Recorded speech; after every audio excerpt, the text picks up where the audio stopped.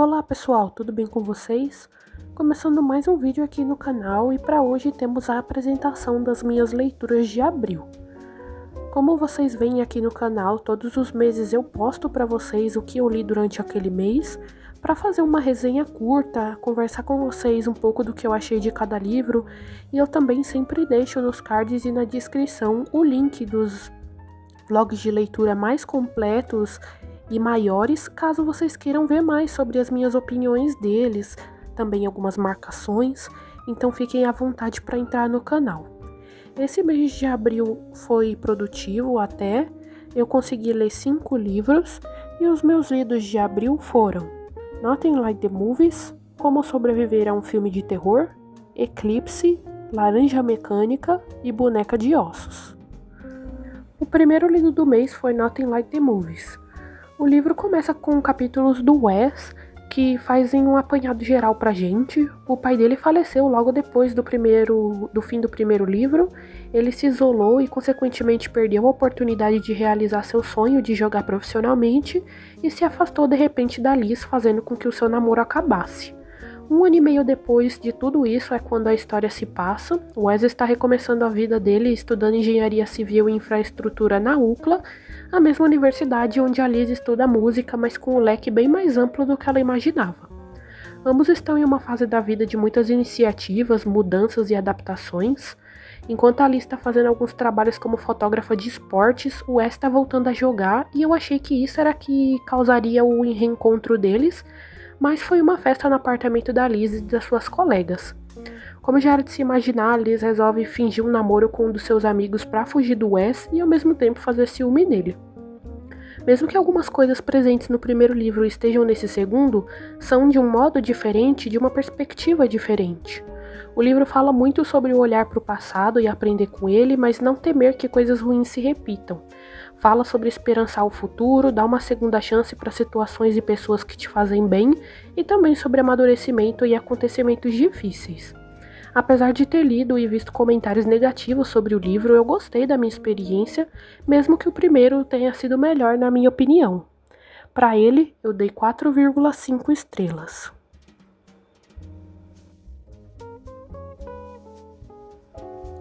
O segundo lido do mês foi Como Sobreviver a um Filme de Terror. Aqui acompanhamos a Charlie, que está estudando em um colégio interno para garotas.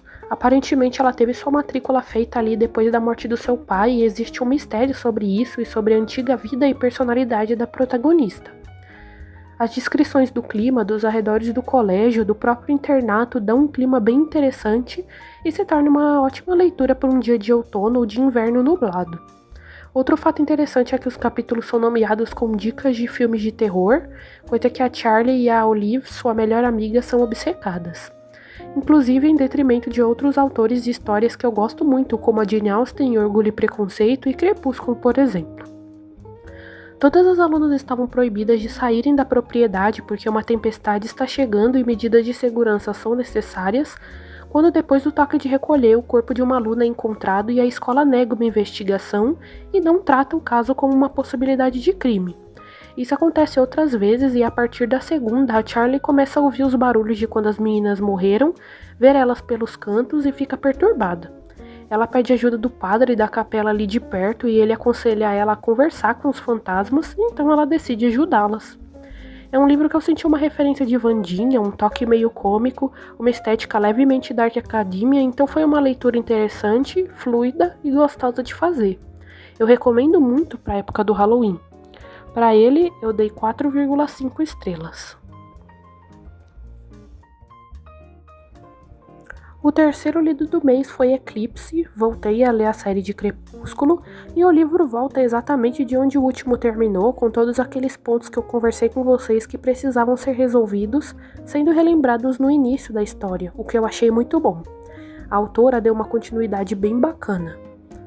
O núcleo da Victoria e do fato de que a Bella precisa se transformar em algum momento, quase término da escola dela e seus planos para a faculdade, a introdução de O Morro dos Ventos Uivantes como um livro que a Bella ama, assim como foi citado Romeu e Julieta em Lua Nova, e a opinião do Edward sobre esse clássico que eu concordo plenamente e até falei sobre isso no vlog de leitura. Ele já está disponível aqui no canal.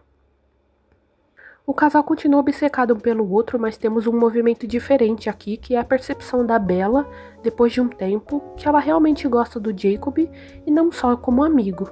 Isso traz ainda mais drama ao enredo, já que ela sente que está machucando os dois homens que ela ama, a si mesma ao mesmo tempo.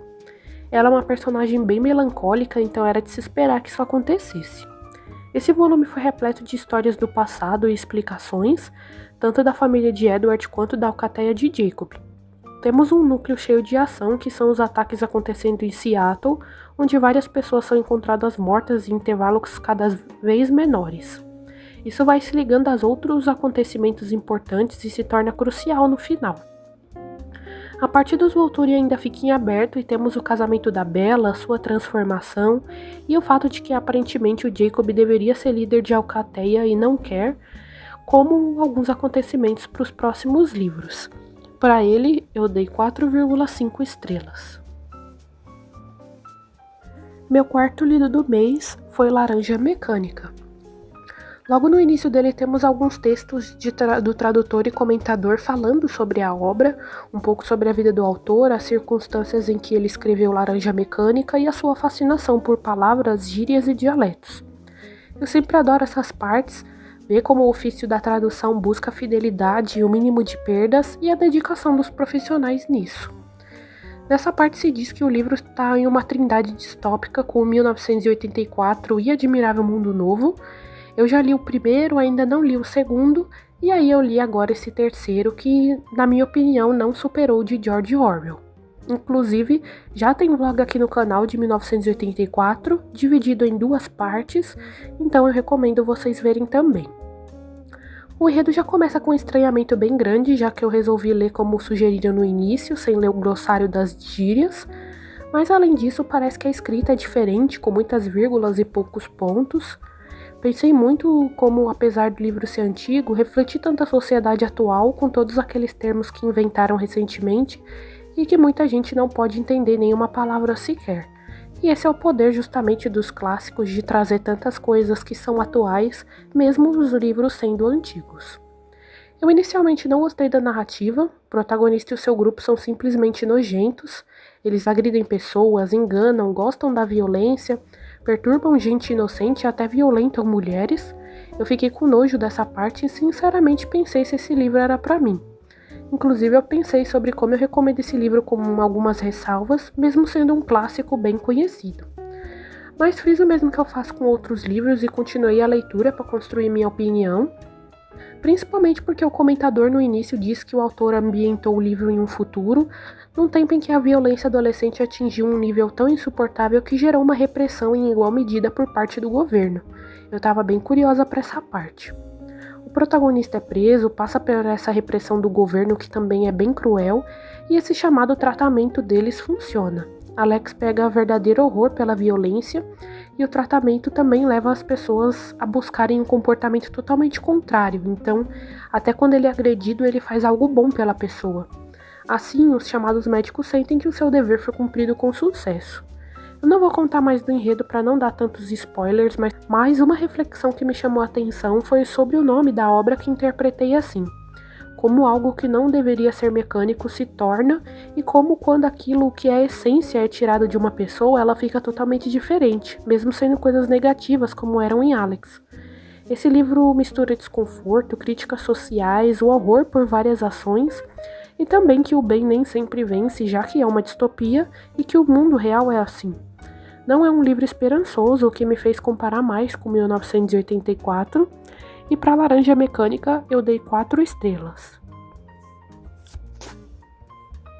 O último lido do mês foi mais um livro da minha autora favorita que eu estava curiosa para ler e não tinha lido ainda, que foi Boneca de Ossos. Acompanhamos a história de 3 crianças, a Alice, a Pop e o Zack, sendo o menino mais protagonista dos 3. Eles são amigos há um tempo, estão crescendo e têm por volta de 12 anos. Eles são realmente crianças passando por uma fase de mudanças e descobertas, então não é à toa que a capa está em que é um livro para adolescentes e que é premiado. Eles estão sempre juntos brincando com seus bonecos, o Zack sofre bastante com isso, já que além dele ser um menino e terem preconceito dele brincar assim, sempre dizem para eles que eles já estão muito grandes para aquele tipo de brincadeira. Mas esse é o momento mais feliz do Dia dos Três, onde eles podem inventar histórias, viver aventuras, ter controle sobre o que acontece, ter certeza de que tudo vai dar certo no final e serem quem eles quiserem. Isso muda quando o pai do Zack, que voltou recentemente depois de um tempo longe da esposa e do filho, joga todos os brinquedos dele fora com essa desculpa de que ele está velho demais. Isso deixa ele extremamente triste e também irritado, e ele não quer mais conversar com as suas amigas por medo do que elas vão dizer. Um dia, uma delas manda um bilhete para ele falando que algo importante está acontecendo e eles se encontram para conversar. Ela diz que viu o espírito de uma menina morta que contou sua história a ela e diz que uma das bonecas que fazia parte da brincadeira dos três foi feita com o pó e propriamente os seus ossos, e que essa menina morta então quer ser enterrada em paz. Essa boneca sempre ficava trancada em um armário e a mãe de uma das garotas proibia o contato com ela, mas depois disso a garota decide fazer o que o espírito pede para não testar sua ira. Assim, eles têm uma missão de encontrar uma forma de dar paz à garota morta, ao mesmo tempo que lidam com suas transformações e problemas pessoais. Apesar de ser um livro mais infantil, eu gostei muito da leitura, achei ela cativante e interessante.